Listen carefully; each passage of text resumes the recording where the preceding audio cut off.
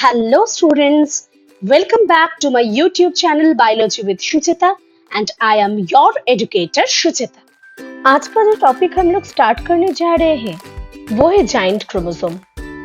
Giant chromosome क्या होते हैं? कुछ लार्ज साइज क्रोमोसोम जिसके अंदर मेनली दोनों टाइप का क्रोमोसोम दिखने को मिलते हैं। एक होते हैं पॉलीटेन क्रोमोसोम, दूसरे होते हैं लैम्ब्रश क्रोमोसोम। चलिए जल्दी से स्टार्ट कर लेते हैं। Giant chromosome. These are large-sized chromosome which increases the size of nucleus and cell. Giant का मतलब बहुत ही large size. अगर इसी large size का क्रोमोसोम किसी सेल या किसी न्यूक्लियस के अंदर प्रेजेंट होगा तो उसका ही साइज बढ़ा देगा। इसलिए पहले पॉइंट में इधर बताया गया These are large-sized chromosome which increases the size of nucleus and the cell. The cells have lost their dividing ability and ultimately die. तो इसका साइज इतना बढ़ क्यों गया? क्योंकि इसका जो डिवीजन कैपेबिलिटी है ये लॉस्ट हो चुका है और इसका साइज बढ़ता ही चला गया। देखिए there are two types of giant chromosomes, जैसे कि मैंने पहले भी बताई आप लोगों को कि दोनों टाइप का जाइंट क्रोमोसोम दिखने को मिलते हैं। एक होते हैं पॉलीटेन क्रोमोसोम जिसको सलाइवरी ग्लैंड क्रोमोसोम के नाम से भी माना जाता है या जाना जाता है क्योंकि ये इंसेक्ट्स के सलाइवरी ग्लैंड में दिखने को मिलते हैं। सेकंड होते हैं लैम्ब्रश क्रोमोसोम। तो जल्दी से ये पॉलीटेन और लैम्ब्रश क्रोमोसोम के बारे में थोड़ा समझ लेते हैं।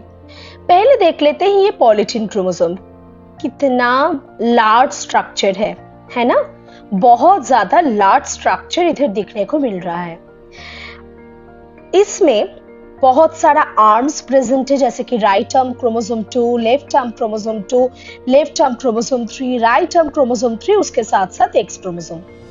और यहाँ पे जो बीच का जो स्ट्रक्चर है जो इन सारे आर्म्स को एक साथ ज्वाइन करके रखता है उसको बताया जाता है क्रोमोसेंटर।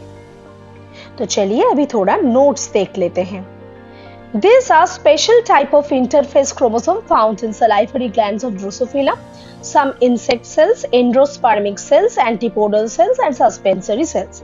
तो ये एक स्पेशल टाइप का स्ट्रक्चर है जो कि इंटरफेज मतलब सेल साइकिल का नॉन डिवाइडिंग फेज जिसको इंटरफेज बोला जाता है, उसे इंटरफेज क्रोमोसोम में इसको दिखने को मिलता है। किस किस में इसको दिखने को मिलना चाहिए?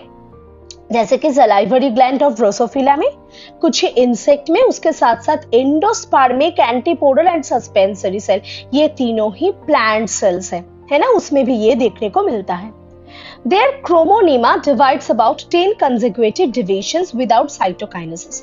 इसका जो क्रोमोनिमाटा है ये एक साथ एक ही टाइम पे 10 consecutive divisions कर पाते हैं, लेकिन इसमें और एक चीज देखने को मिलता है, ये डिवीजन तो करता है लेकिन एक दूसरे से सेपरेट नहीं हो पाता, मतलब साइटोकाइनेसिस नहीं कर पाता, है ना? तो सेल डिवीजन हो रहा है लेकिन साइटोकाइनेसिस नहीं होगा, तो इसका मतलब क्या होगा? उसका साइज थोड़ा बढ़ जाएगा।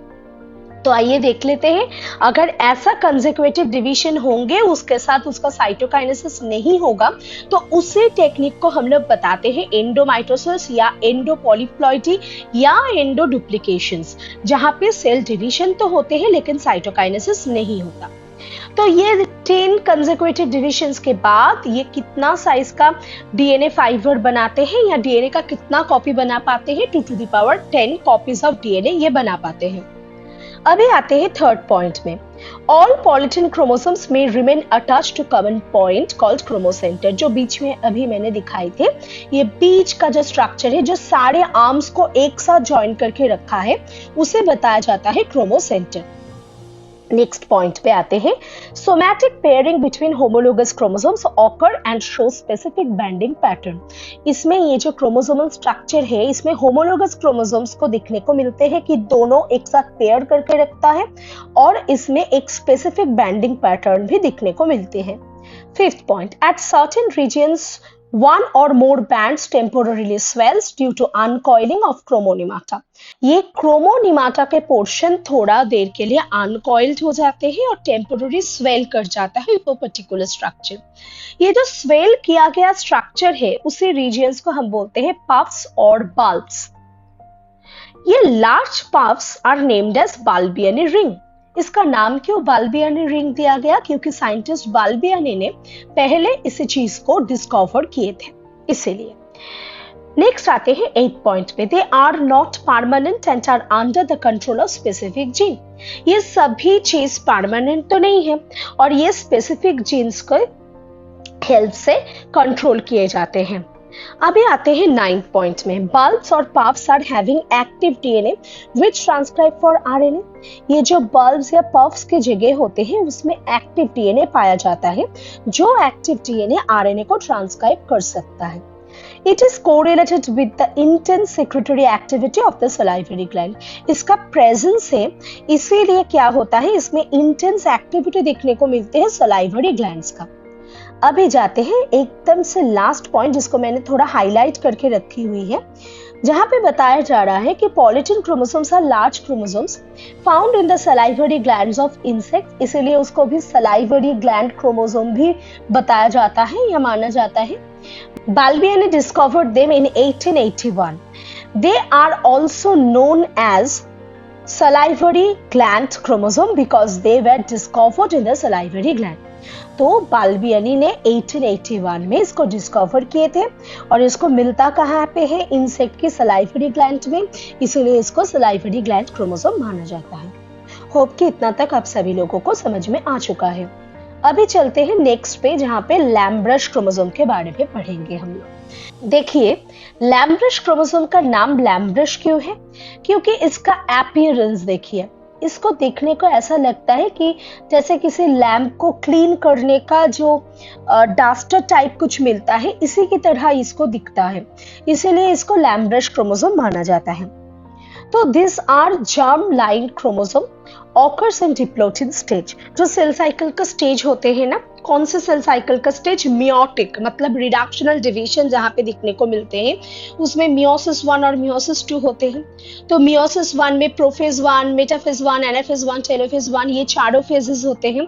तो प्रोफेज 1 में एक फेज आते हैं डिप्लोटिन, जैसे कि लेप्टोटीन, जाइगोटीन, पकाइटिन, डिप्लोटिन, डाइकाइनेसिस। तो उसके जो डिप्लोटिन स्टेज है वहां पे इस टाइप का क्रोमोसोम्स को दिखने को मिलता है। ऑलरेडी अंडरगोन क्रॉसिंग ओवर, मतलब डिप्लोटिन स्टेज में उसका क्रॉसिंग ओवर अभी तक कंप्लीट हो चुका है। Of oocytes of some insects, many vertebrates like amphibians, reptiles, birds, sharks and some spermatozoa।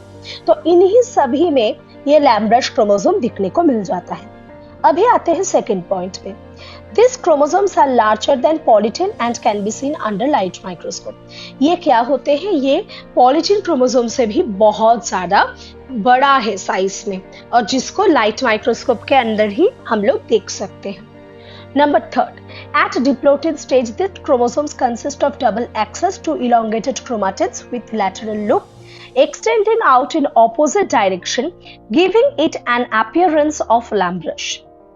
तो जब भी डिप्लोटिन स्टेज में ये कंटिन्यूड होते हैं तो ये क्रोमोसोम में डबल एक्सिस फॉर्म होते हैं। डबल एक्सिस का मतलब एक इसी साइड में और दूसरा इसी साइड में, दोनों साइड में इसका एक्सिस दिखने को मिलते हैं, जिसको हम डबल एक्सिस बोलते हैं, जहां पे दो लैटरल लूप्स जो ऑपोजिट डायरेक्शन पे एक्सटेंडेड है उसी को देखने मिलता है।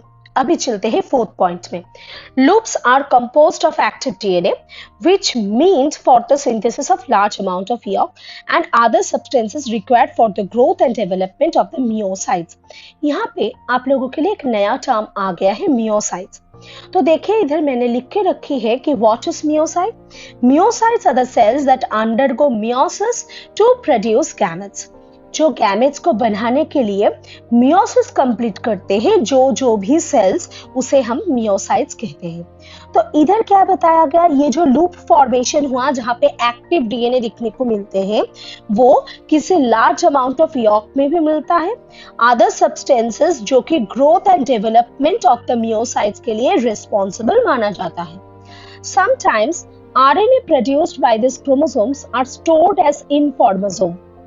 यहाँ पे जो आरएनए बनाया जाता है वो आरएनए किस फॉर्मेट में प्रेजेंट होता है? इनफॉर्मोसोम के फॉर्मेट में प्रेजेंट होता है। ये इनफॉर्मोसोम क्या है? जो भी एमआरएनए और प्रोटीन का कंपोजिशन से बनते हैं उसे हम इनफॉर्मोसोम कहते हैं। ये आरएनए mRNA है। ये आरएनए कोई rRNA ऐसा नहीं है, ये आरएनए mRNA से बनते हैं, mRNA एंड प्रोटीन से। After the full development of oocyte, that is toward the end of meiotic prophase, loops begin to contract so that in metaphase stage bivalent are of usual size. तो जब भी इसका full development हो जाता है oocyte का, तो मतलब यहाँ पे meiotic prophase अभी तक कंप्लीट हो चुका है। यहाँ पे धीरे धीरे लूप्स जो होते हैं वो कॉन्ट्रैक्ट करना स्टार्ट कर देता है। इसलिए मेटाफेज स्टेज में हम लोग बाइवेलेंट एंड यूजुअल साइज फिर से दिखने को मिलता है, मतलब उसके पहले जायंट साइज, उसके बाद से उसका नॉर्मल साइज दिखने को मिलता है। होप कि इतना तक भी आप सभी लोगों को क्लियर हो चुका है। Thank you for your patience level. Please do subscribe and share with your friends and press the bell icon for further notification. Hope you can understand the topic well. Thank you.